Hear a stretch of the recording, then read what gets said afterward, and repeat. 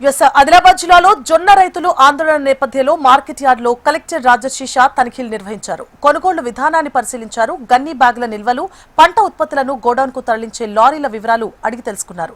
3 రోజులుగా సాగుతున్న కొనుగోళ్లకు సంబంధించి సుమారు 20,000 క్వింటాళ్ల వరకు కొనుగోలు చేసిన లారీలు లేకపోవడంతో పంటల లిఫ్టింగ్ జరగడం లేదని, తాము రోజుల తరబడి నిరీక్షిస్తున్నా పట్టించుకోవడం లేదని పలువురు రైతులు వాపోయారు. సంబంధిత అధికారులపై లారీలు పంపడంలో జాప్యంపై కలెక్టర్ మండిపడ్డారు. రైతులు స్కెడ్యూల్ ప్రకారం గ్రామాల వారీగా పంట తీసుకురావాలని కూడా సూచించారు. అవసరం మేరకు గన్ని బ్యాగులు అందుబాటులో ఉన్నాయన్నారు. లారీలు సైతం సిద్ధం చేశామని, అవసరమైతే ప్రైవేటు గిడ్డంగులు సైతం లీజుకు తీసుకునేందుకు సిద్ధంగా ఉన్నామన్నారు. మార్కెట్కు వచ్చే రైతులకు సకాలంలో తూకం జరిగే విధంగా చర్యలు తీసుకుంటున్నట్లుగా జిల్లా కలెక్టర్ రాజశేష తెలిపారు.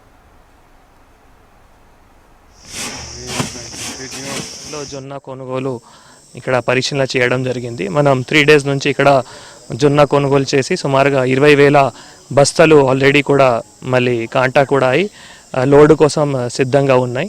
సో కొంచెం లారీ ఇష్యూస్ ఇక్కడ రైతులు అందరూ కూడా చెప్పడం జరిగింది. ఇప్పుడు 4 లారీలు ఆల్రెడీ లోడ్ అవుతున్నాయి. ఇంకా మనం రేపటికల్లా మళ్ళీ 20,000 బస్తాలు ఏవైతే ఉన్నాయో అది కూడా పంపించడానికి నేను డిఎం మార్కెట్ తర్వాత ట్రాన్స్పోర్ట్ కాంట్రాక్టర్ కూడా చెప్పడం జరిగింది.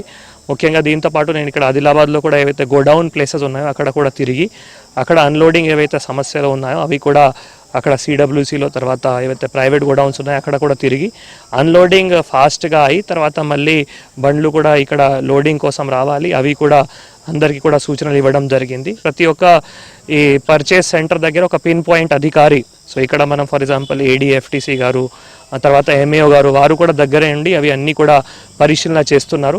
రైతులు అందరికీ అదే కోరుతున్నాము. మనం ఇక్కడ ఎంఏఓ గారు కూడా విలేజ్ వారీగా షెడ్యూల్ తయారు చేశారు.